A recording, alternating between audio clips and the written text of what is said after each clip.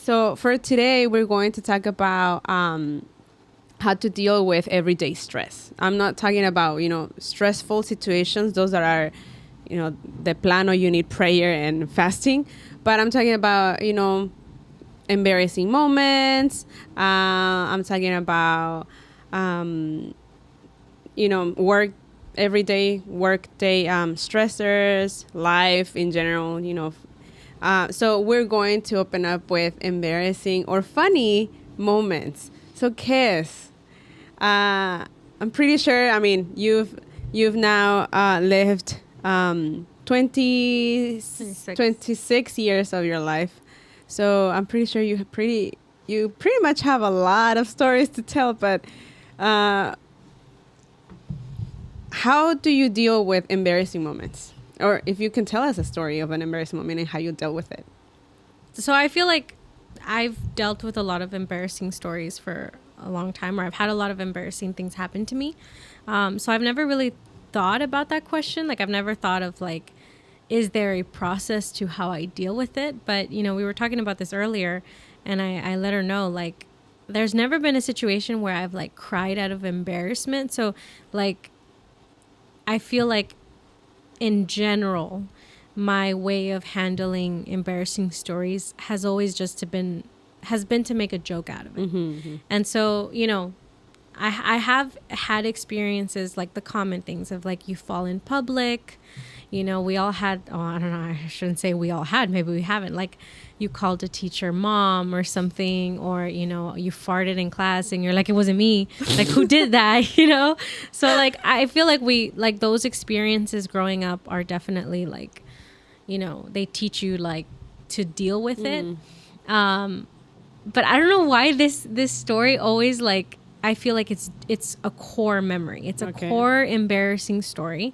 And so, one of our rules is, like, no names or anything like that. No names. So obviously I'm going to change some of the details so I can tell the story. But years ago, when I was maybe 14, Mm-hmm. I remember that I was a weirdly overly confident child or teenager or whatever, because I don't think that normal kids did this. So I remember, there was this guy, that I found attractive, and I will not, name names or anything like that, but I thought he was cute, and a friend of mine knew him. Mm-hmm. And so, I was like, hey, do you have his number? And the friend was like, yeah, I have his number. And I was like, can I have it? And again, that's already like, why? Like, why do you want his number? Like, in my head, it's like, what am I going to do? Just stare at it and be like, ooh, what if I call? Can you say ages or? Okay, so I was 14, 15, and he was 2-3 years older than me. Mm-hmm. So he was probably like 18 or 17. He was older than me for sure. Talk about confidence. And I think I was 15. I feel like putting the age younger makes it less embarrassing. But you know what? She was actually 17. No, I think I was 16. No, yeah. Okay, so 15, 16, whatever. He was 18, 19. Anyways, so my friend, who's mutually, or knows him, Mm-hmm. was like, yeah, I'll give you his number, but if you text him. And oh my God, imagine he sees this.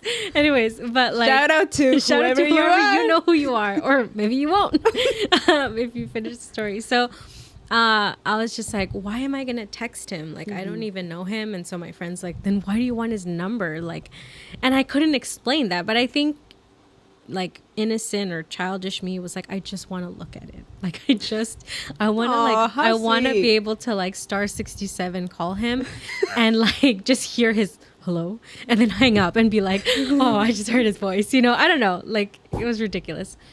So I was like, all right, fine. Like, I'll send him a text. And there are some details that I like for context I have to give. But so I sent him a message and I was like, hey, Johnny Smith, what are you doing? And immediately he's like, who are you? Like, who's this or whatever? And I was just like, oh, we know each other. And again, here's to give context onto why I was an overconfident child or kid or teenager. We had one conversation once, like literally, like one may like I think we just it was like hi or like God bless you or something. It was so quick. But I felt confident enough There was a connection. that he walked away from that interaction like, I'm gonna remember who she is enough that like if she ever texts me, I'm gonna remember her, right? So I was like, oh, you know who I am, kind of a deal. And he's like, oh, okay. And I was just like, yeah, like, I go to the same church that you do.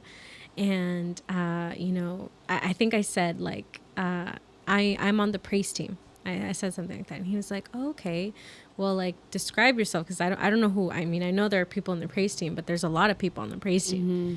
And I was like, oh, okay, well, I have curly hair and I have braces and I'm dark, I'm short, and again, overly confident, and I can sing pretty well. So he hits back with like, okay. And then he was like, you have curly hair? I was like, yeah, I have really curly hair. It's like really hard to miss, And he's like, I know who you are. And I was just like, okay. So we literally like started talking from there. I didn't feel any shame. I was like, he knows who I am. Like that interaction was like exactly what I thought. It was enough. And now he's like, oh, let's talk. So I'm like at the I think we were at Macaroni Grill when this whole thing happened, and I'm texting and I'm just like, oh, this is so fun, like he knows who I am. We kept a conversation going for like a month or two, never revealing who I was, because this whole time I'm like, he knows who I am. He said he knew who I was. Sobraba decir who you were. Exactly. So we're sharing, what are you doing today? And he's like, oh, I'm going to work or blah, blah, blah, and I'm, oh, school, blah, blah, blah. And like, by this point, he knows what school I go to. He knows my age. He knows like all those things. And still, like, he knows who I am. And we've been keeping a consistent conversation now for maybe like 2 months, enough for me to be like, I talk to him every day. Like I've already had feelings for him. I already liked him. And I'm like, this could be something, And so he shows up to church, right?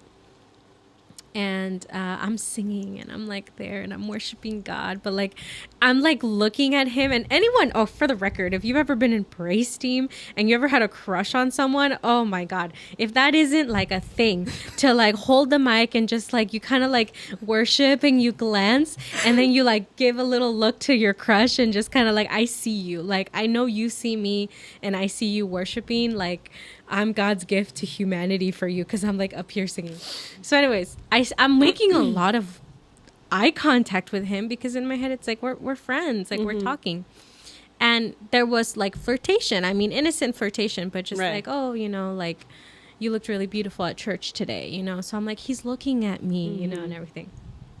So for those of you that already figured it out, he texted me that one Sunday and he's just like, hey, like, I said hi to you and you completely ignored me. And I was like, no, you never came up to me today. And he was like, yeah, I did. Like, I like brushed your shoulder and I like was like, hey, how you been? And you looked at me kind of like, I don't know, like good. And then you like walked away. And again, for argument's sake, I'm going to use Marilu as my, human ex, in the situation. And he was just like, yeah, like I was like, hey Marilu, like how are you? And I was like, wait, what did you say? And he's like, yeah, when I said hi to you, I was like, hey Marilu, like how you been? So get this, there was another girl on the praise team with curly hair, with dark skin, with braces, and who actually sang very well. So he was like, yeah, and I was like, wait, and he's like, you're Marilu Carrillo, right? And I was like, no, I'm not Marilu. And he's like, oh, period. Who's this? And I was like, es que sea Valenzuela. And he's just like, oh, okay. And like, he literally was just like, oh, okay, sorry. Like, I was kind of confused, and I was like, oh, it's okay. Yeah, it's me. Like, she's also on the praise team. Lula's also on the praise team. And, yeah, has curly hair and she sings really nice. But it's been me. And he was like, oh, okay, cool. He ghosted me. He literally ghosted me, and I wanted to die. Like, I literally, like, when I was singing up there and I would see this kid, I would just be like, and then I would look at Marilu and I'd be like, are you kidding me? Like, this whole time that I've been giving him googly eyes from the stage, he's been looking at Lula over here just like, that's the girl I've been talking to. Oh my God. I wanted to die. And definitely, like, it was at the time probably the most embarrassing thing, because this wasn't a person that like just stopped coming after this happened. Like, it's almost as if I saw him much more now ever than before. Right. And so I would just like have to like, and back in the days we would get, we would have this huge walk behind the piano, and then you would come down, right, and everyone sees you, and you're just like, he's sitting there and I'm just walking with everyone, and it was so embarrassing. But see, to me, like, okay, I shouldn't say a lot of situations like that have happened, but I've had in situations where it's been embarrassing, and the only way I've handled it is just like mentally, trágame tierra, and y no me escupas. Y no me escupas. But like, just like, don't ever do this. Like, I guess what I take from the situation is like, I learned the mistake in a way, but I gained the like, well, I was still confident. Hey, it takes a lot. It takes a lot to ask someone else for a phone number. Then text that number and be like, hey, it's me. It's me. And then I sing really well. And then and then continue a whole conversation for a month or 2 months. Yeah. And not have the need to reveal who you are because you're that confident. That they know who I am. My hat goes out to you because, wow, that's amazing. I mean, I guess what I'm trying to get at is because I know people of my age, even older, that can't handle embarrassment well. Not a lot of people can handle embarrassment well. Like, you mean like people just like shut down? Yeah, I've seen people that they get angry when embarrassing situations arise. They cry. They don't like it when others make fun of you, and I get it, and especially now in society where we're trying to protect those snowflakes out there that, oh my God, no, that's bullying. You shouldn't do that. You shouldn't do this. Trust me, I experience bullying. I know what true bullying is, and sometimes making fun of people, that's not, to me at least, right, again, right, to me that's not bullying. So I feel like we're creating children now that can't handle embarrassment, and embarrassment is in life, like I have my nephew, one of my nephews, he's going to go to middle school, and there are times where I don't think he's really ready to handle embarrassing situations at that age. And I think it's important to have that already instilled in you, because sometimes, yes, we're trying to protect children, but it's inevitable, I think part of it is also like your family dynamic, because I think like, even though my mom was very much like, she wasn't a fan of like us insulting each other. Like, I can say like my mom was very big on like, you're not gonna like swear at your sibling, you're not going to like put them down, like the way that I feel like it's a lot more norm in a lot of homes. Like for us, like I could never even call like my sister fat, and so like literally like that's kind of the environment I grew up with. But even in that sheltered or coddled kind of behavior or environment, like we still were able to make fun of each other in a way. So I think that when I fell or when I tripped or for a lot of things, like I used humor to kind of cope with, all right, yeah, this happened. And then like, I always liked making people laugh, even if it was at my expense. I don't know if you've ever been in that kind of situation where it's like everyone's laughing, you know. I feel like that little part of me is like, oh, this. I still enjoy this, you know. So I feel like I focused more on that than the actual situation. Right. But you're right. You know, there are a lot of people that I think when they were young, they didn't know how to handle disappointment. They didn't know how to handle rejection. And we're like, how many times haven't we see a kid, not an adult. I've seen adults, but I've seen a kid of just like, maybe they're trying to throw a ball into like a net or something and they miss. And they're like, oh, I'm done. Like, I don't want to do this anymore. And they throw a fit. And, you know, you see their mom just kind of like, okay, it's fine. You know, you don't have to do it. Which like for me growing up was like, no, like you're going to do it again. Like you can't act like that. Right. So I do think that, you know, upbringing has a lot to do with it. So like my question to you is like, was there ever a situation for you like where you dealt with an embarrassing situation in the wrong way, or have you always handled it? Oh, in the wrong way. Yeah, no, I'm pretty sure when I was a child, there were,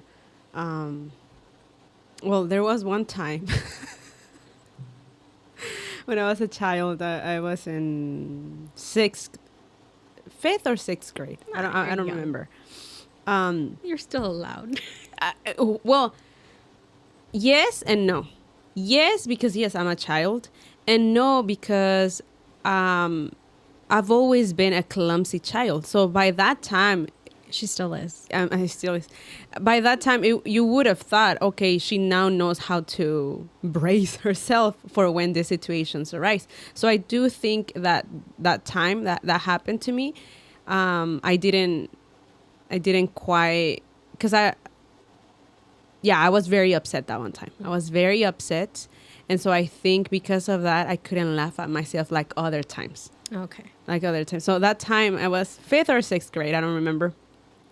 And so we're all playing, you know, it's recess time. We're all playing. And then I get pushed.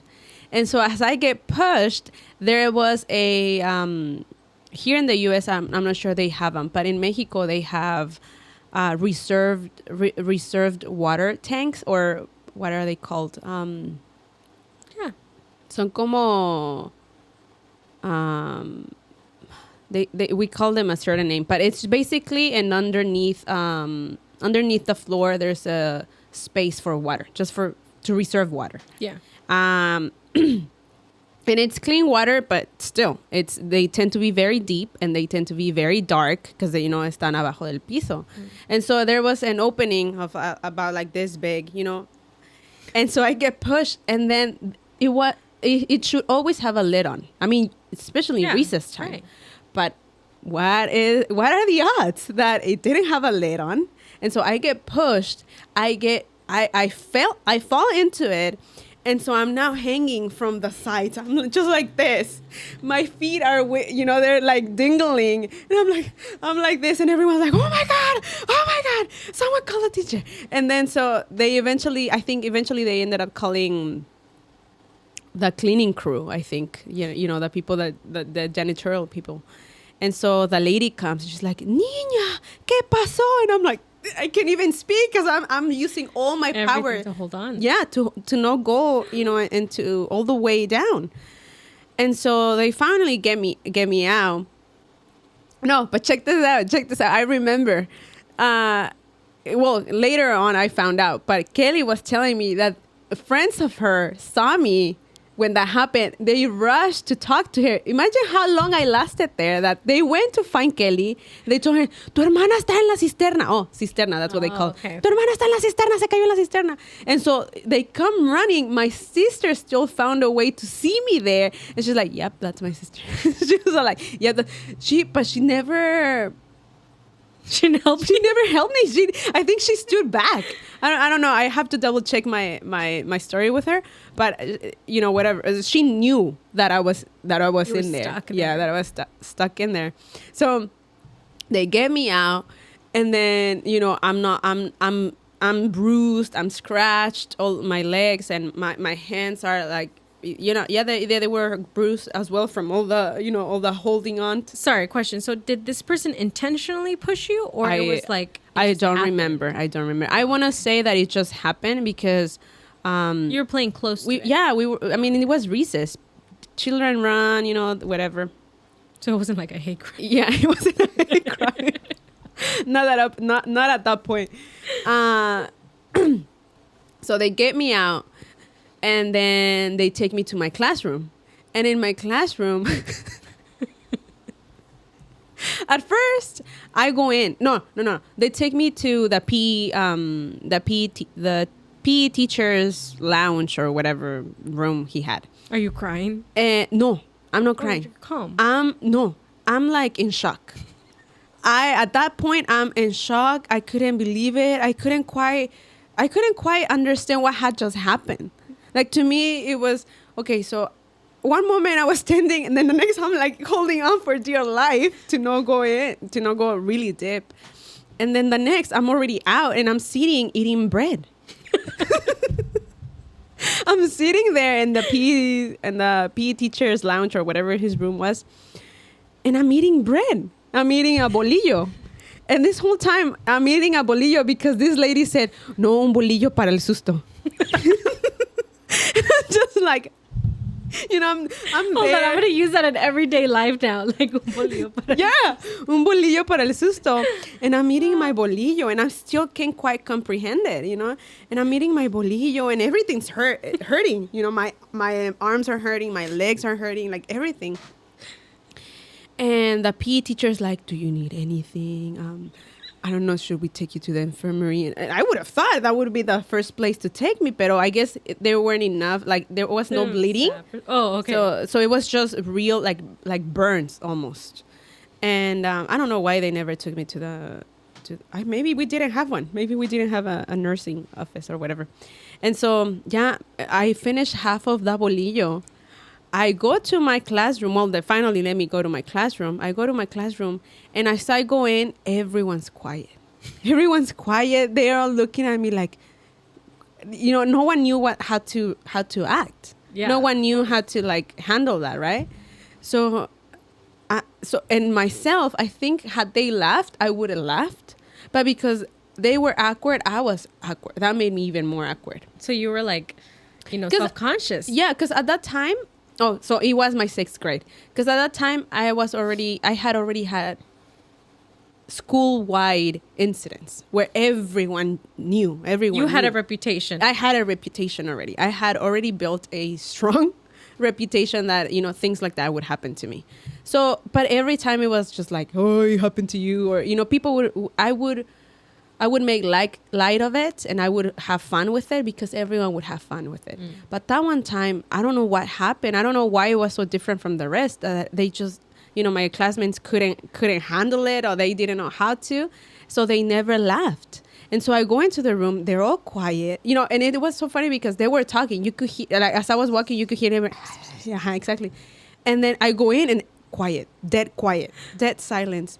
And I go in and I'm looking at my friends, and my friends are embarrassed to look at me. I'm like, what is going on? And people are making eye contact with me, and then they go like this. And I was just like, what is going on? So, you know, it felt like the walk of shame. So I go to my pupitre, you know, I go and I sit down, and I start to look around to see like what is going, like why is everyone acting weird? And again, people would make eye contact with me, and they would go like that. And I was just like, what is going on? So at that point I started crying. I started crying. I was like, you know, but that like sobbing crying, like it's just emotional. Yeah. You know, and everything. And then my friends are like, are you okay? Like, no, I almost fell into the thing. And I started crying and everything. Oh my God. And so, yes, you know, in a childlike way, yes, that was a normal reaction. But for me, up to that point, it wasn't, because every time it was just like, let's make fun of Lula. And yeah, let's make fun of myself. Let's laugh it off. Que ya me habían pasado tantas cosas at that point. You got like, used to it. I got used to it. And my classmates too. And the school too. They knew Kelly as the sister of the girl that algo le pasaba. Algo siempre le pasaba. But anyway, because Kelly and I went to the same elementary school. So that time, I mean, it was so traumatic that I went home and I told my family. My sisters know this story from start to finish. They probably don't know the part where I cried as much as they know that I was, my feet were dangling and I was holding on for dear life and everything. And the PE teacher we used to have a sort of close relationship with my family. So he told my sisters as well. And, but that was something, new. But if you notice, your reaction had a lot to do with your surroundings. Right, yeah. So if you had been met with like, laughing and all of that, you would have been fine. Yeah.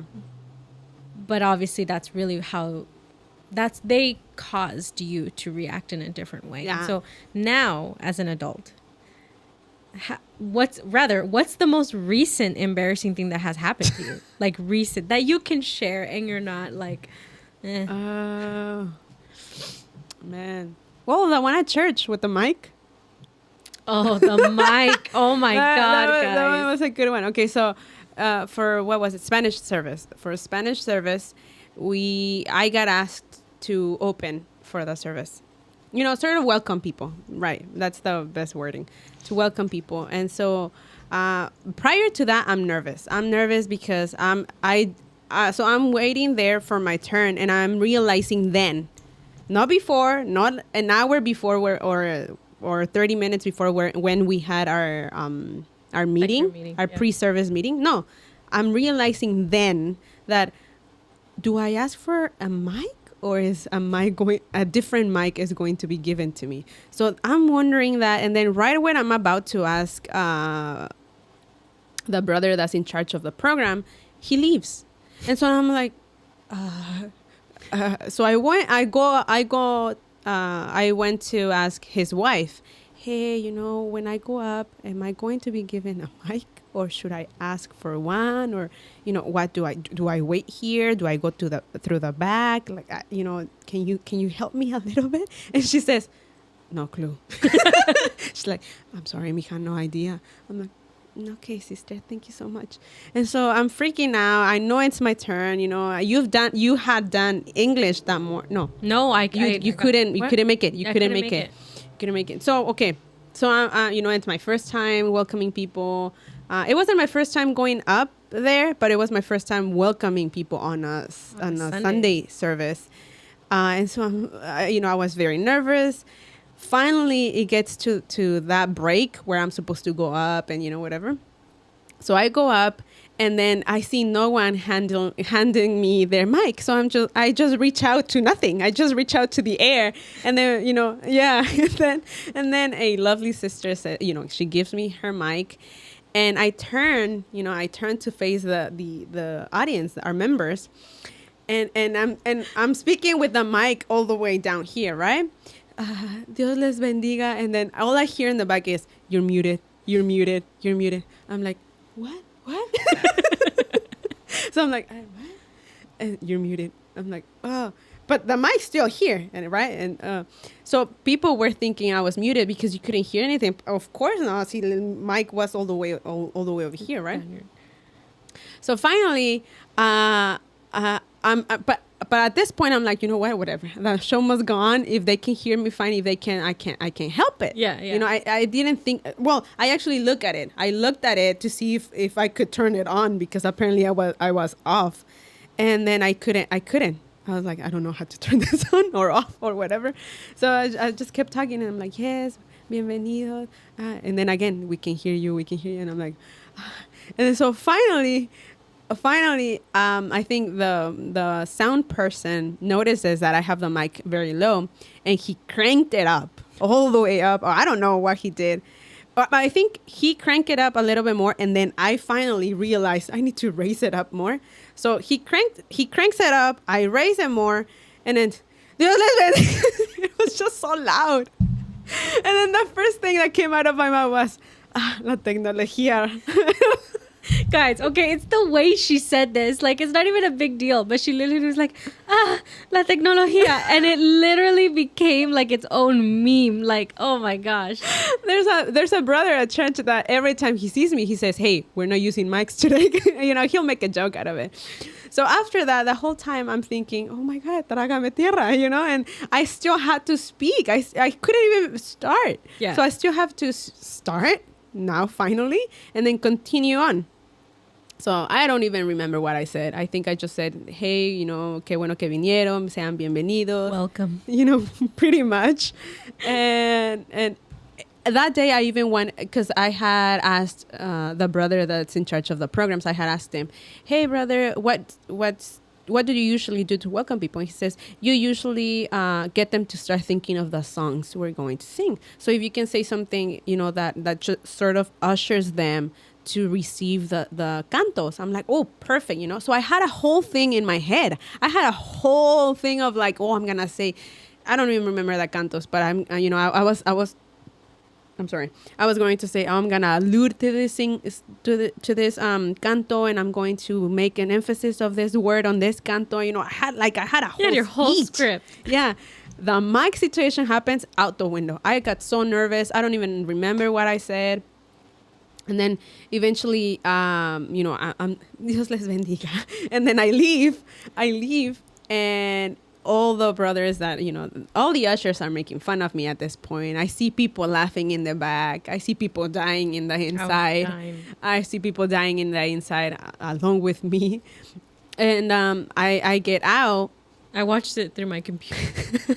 I get out, and people started laughing, and I started laughing with them. And till this day, it's still a joke. People still make fun of me, and I make fun of myself as well. Do you die a little inside, or can you really take it as a joke? No, I think that day I was new. It was fresh. So I every time they would mention it, I would die in the inside. Yeah. But right now, like, for example, there's one brother that he really likes to make fun of me. If he says, la tecnología, that just makes me laugh right now. And it doesn't do, a lot for me, but right, yeah. So now I'm gonna turn it back to you. Recently, have you had a situation, an embarrassing situation that you could have handled it better? As I asked you, I was trying to think of like what has happened to me recently that's been embarrassing, and I can't think of anything, and I don't think it's because nothing has happened. I think it's just I really don't think about it, if that makes sense. Like, I don't ponder on, like, and I lose sleep over, like, oh, my God, like, today this happened. And so I wouldn't be able to really answer. But what I would say is a lot of the times, like, it's happened before where, like, I'm having a conversation with someone and I forget their name while I, like, have a conversation with them. Or, like, I don't know. Like, I really can't think of something recently that has happened aside from like things with my husband. Like just today, he was just like, I think a bird like pooped on our car or something. And I was just like, really? And he's like, yeah. And he's like, wait, that looks like a scratch. And he's like, babe, why is there a scratch in our car? And like immediately I was like, oh man. So like for me, embarrassing is like how many times I've crashed our car. And I know that this is like you're an adult, you shouldn't be crashing. But I was like, oh man, I'm gonna have to go through this again. My husband literally sees a new scratch and he's like, what did you do? What did you do to the car? And so I'm sitting there and he's lecturing me. He's like, this whole time I'm like, oh my God, ¿quién nos pegó? What happened? And then I look at you and I look at your face and I'm like, why do you have this face of like, I did something bad, And he's like, when did you crash? And I was like, okay, so you know how you always tell me that like to park straight into the garage and I can't do that. I park diagonally. Well, that day I tried to park straight and I hit our shelves and so it scraped the car. And he's like, why didn't you tell me? And I'm like, I forgot. Like, I had to go get the mail and like I didn't feel like I wanted to really text you that day that I crashed the car because I knew what I was going to get. And then things happened and I forgot, So like, I mean, obviously like even now, like it's embarrassing like for me how many times I've crashed the car, but like I definitely think it's just like humor. Like you can't, at least my philosophy is like you can't like let something overtake you to that point that you can't start a new day, or like you can't move on, or you can't even take a joke, because then that's also like hard when people are like, hey, Lula, la tecnología, and you're like, okay, it's not funny, you know, because now it's just like, all right, sorry, man, you know. No, definitely. I think that's what makes a person attractive. And I'm not just saying, as in like, ooh, a boy or a man, or, I think in general, as we, because we are also attracted to friends, right? And I think if you can't take a joke, that's, to me, that's already an off-putting person. Like, oh, so in the future, then we really can't joke, we really can't make... you walk around eggshells. Yeah, exactly. And for me, humor is a huge part of my existence. I find humor, in dark humor, especially in my everyday life. So I think for me, it would be very difficult to have someone tell me a cada ratito, oh, that wasn't funny, or why are you making jokes of that? Or, I make jokes out of my trauma, and to a lot of people that makes them feel uncomfortable. But to me, that's how I deal with it. And so yeah, definitely. Just to close up this segment, I hope you guys enjoyed it. It was a shorter segment than other segments, but as an adult, can you think of a situation where a situation, maybe soon with your kids, or whatever, where you really think that would be very embarrassing to the point of crying? Actually, yeah. I think if I caused someone else embarrassment, I think that would make me feel terrible. I think when I am the what do they say, the butt of the joke, in a sense, I think I can handle it, and I actually think that's when you are in a good place with someone, like when you're able to joke with each other about like your quirks or whatever. I know, ashy elbows, we'll talk about that story one day. My husband. And so like, I think when you're able to like joke with someone about their flaws or their, whatever, you're in a good place.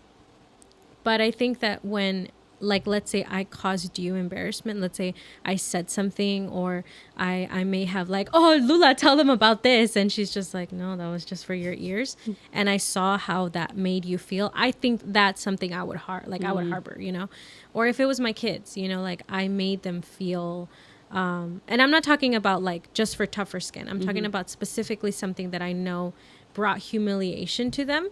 I do think that's something that it's like worth crying for. But anything other than that, like, I think you need to just have, like, you need to have an attitude of just like, it's not that big of a deal. And yeah. So like, what about you? Like, do you think there's anything that you would really be like, man, that was embarrassing to the point that it affected my day as an adult? Yeah, I think I would definitely, I think I've done it before unconsciously. I don't think I've ever done it with the intention, but I think I've put people on the spot, and that is a shameful feeling. You walk away thinking, man, I shouldn't have done that. That was messed up.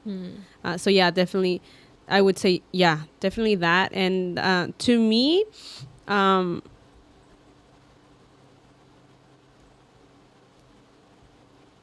man, I think... What did you remember, or what? No, I'm like, sorry, side note. It's like, that's how I know, like, we're in a different place in our relationship, because, like, to me, it's like, I want to, like, make a joke of just really just her rubbing her nose. But, like, anyways, it just made me laugh. And it's just because all I could think of was, like... You're just rubbing your nose. I don't know. I've been feeling like I want to sneeze and I can't. Oh, okay. But I think there are situations where I would want to cry. I would want to cry. Maybe when you're in a relationship, maybe that will be like... No, oh. I had a situation, but I don't know how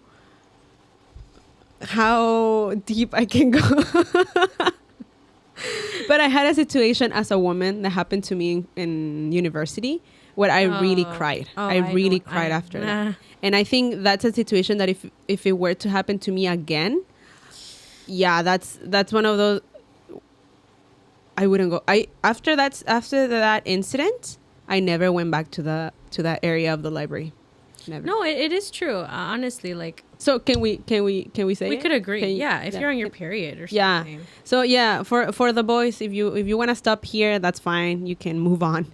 But just real quick, I had a situation a couple years ago. Well, when I was still in university, I got stained, and I stained the couch I was sitting on in the library. It was embarrassing. I called my mom. I don't know. There's something about calling your mom when things like that happen, and I was crying. That as an adult, I can tell you, I don't think I now find the humor in it because it almost felt like I was Carrie, you know that movie. Oh, right. But that day, there was no humor in it. I felt humiliated. I felt ashamed. Exposed I feel even. exposed. Yes, you know, and I think there's an underlying tone for women that when that happens to you, it's sort of like you're not taking care of yourself. Yeah. It brings that shame of like, well, what were you like? How were you not putting it right? No, not only that, I you feel got like it stained almost or- feels like you made an inconvenience for someone else. Yeah, You know, like yeah. I put you through this to Yeah. like watch me and be like, Yeah, exactly. You know, And so it was just embarrassing. And I walked. I always have this thing of like I used to park very far so I wouldn't have to pay for the parking because it was too expensive. And whatever. So I parked like 2 miles away from school. So those 2 miles I had to walk with my make believe sweater that I didn't have, but my shirt all the way there. My purse, I put it, you know, in a way that it would cover me, and it was just embarrassing. I never went back to that place again, and I cried. I cried, sobbed. You know, mami, no quiero ser mujer.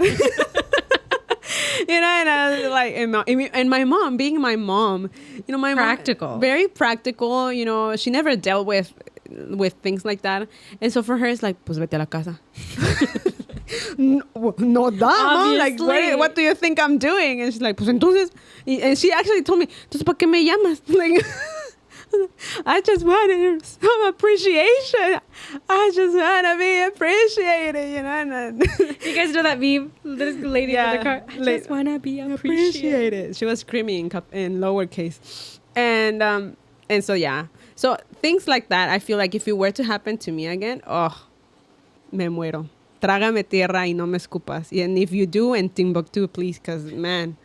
I think the bottom line is like, when situations happen, like, yes, it's obviously normal to be like, earth, swallow me up, trágame tierra. But, you know, at the end of it, like, you have to be able to move on. And maybe not talk about it if you really feel like, oh, that just really was that for me. But for those of you struggling with handling embarrassing situations, it's not the end of the world. I mean, I obviously don't know what you've lived through. Maybe, you know, there's that person out there like, I pooped my pants, I tripped, and then I fell on top of a student that was disabled, and I broke his prosthetic, and then I ran outside and some dog was straying and bit me. I mean, there could be that one person, and my apologies to you. But for the rest of us that, you know, la tecnología, you catfish someone, you know, there's accidentally catfish someone, Falling into a trash can. all of those things, like, there's more to learn. Yeah, find the humor in it, guys. Find the humor in it. Everything has humor. You know, take life lightly. Life is already complicated sometimes, and we can complicate it even more when we give seriousness to situations that, you know, that you can have a laugh at it. You know, so yes. Couldn't have said it better myself. That was the wrong one. Embarrassing. There you go. There you go. All right, guys. Thank you so much for tuning in for this 5th episode. I hope you enjoy it. You enjoyed it. And please continue to check us out in our next episodes. Catch you guys later.